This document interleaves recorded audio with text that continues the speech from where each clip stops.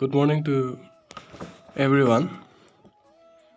প্ৰথমে কৈছোঁ মোৰ মাতটো অলপ ভাগি আছে, অলপ গা বেয়া হৈছিল আৰু আজি আপোনালোকৰ আগত চৰকাৰী কৰ্মচাৰীসকলৰ এটা খুব ভাল খবৰ। আমাৰ সন্মানীয় মুখ্যমন্ত্ৰী ডক্টৰ হিমন্ত বিশ্ব শৰ্মাদেৱে ইতিমধ্যে তেওঁ সামাজিক মাধ্যমত এটা ভাল খবৰ সকলোকে জনাইছে আৰু চৰকাৰী কৰ্মচাৰীসকলৰ যি দিয়ে মৰুগীয়া বানাছ ডিয়াৰনেছ এলাউন্স আৰু 4% বৃদ্ধি কৰিছে। ইতিমধ্যে 34% দিছিলে, এতিয়া 38% হ'ব।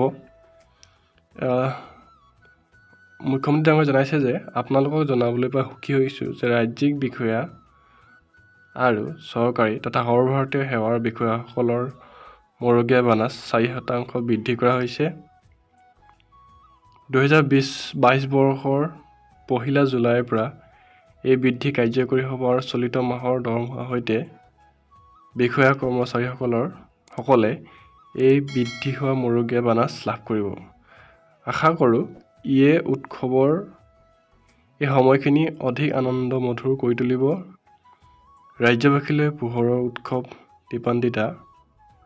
দীপান্বিতা তথা কালী পূজাৰ আন্তৰিক শুভেচ্ছা জনালোঁ।